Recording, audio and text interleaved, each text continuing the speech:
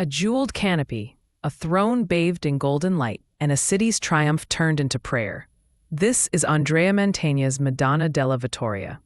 Painted in 1496 for Mantua after the Battle of Fornovo, it's both altar and monument, a thank you to the Virgin and a victory trophy for the Gonzaga court.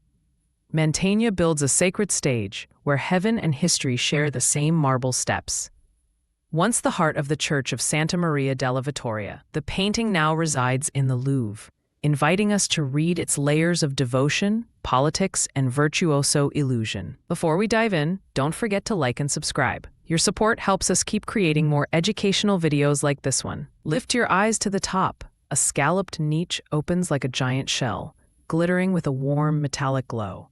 Mantegna's stone feels alive, as if each rib were chiseled yesterday.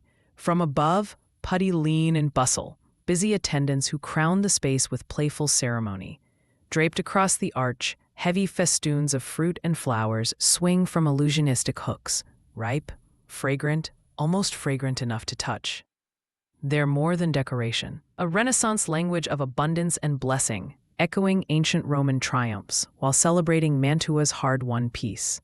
Every leaf is crisp, every grape precise. Mantegna's line turns paint into sculpture. At the center, the Madonna and Child sit enthroned, serene yet alert, as if the world's din settles at their feet. The Child leans forward, alive with watchfulness.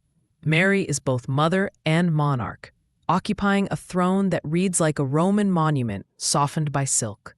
Around them presses a close circle of saints, armored guardians and robed contemplatives, each rendered with the cool burnish of metal and the weight of carved stone. Their glances knit a tight web of intercession, pulling our gaze inward. The sacred canopy embraces them all, turning this moment into liturgy, a civic act of thanks, a courtly display, and a private plea to the Virgin, all at once. Now look down to the steps of this painted stage. Kneeling in armor is Francesco II Gonzaga, Mantua's ruler and the patron who commissioned the work. His hands fold in prayer. His steel gleams but submits to humility. He does not dominate. He asks to be protected. Underfoot spreads a sumptuous oriental carpet, its pattern crisp as if the wool still springs under your fingers. If you pause, tiny still-life surprises emerge in the weave and along the marble edges, minute touches that reward slow looking.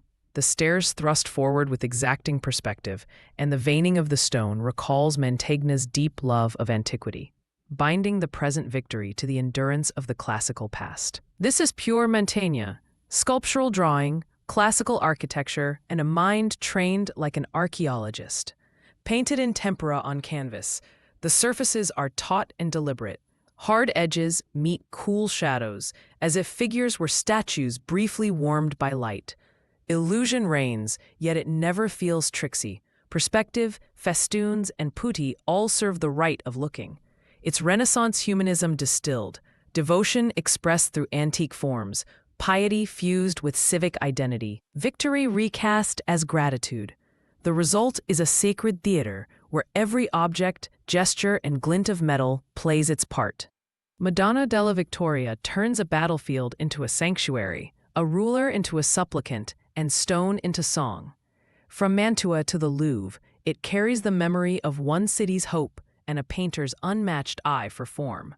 When you look again, notice how your attention moves, up through garlands and putti, inward to the enthroned pair, down to the carpet and the praying patron.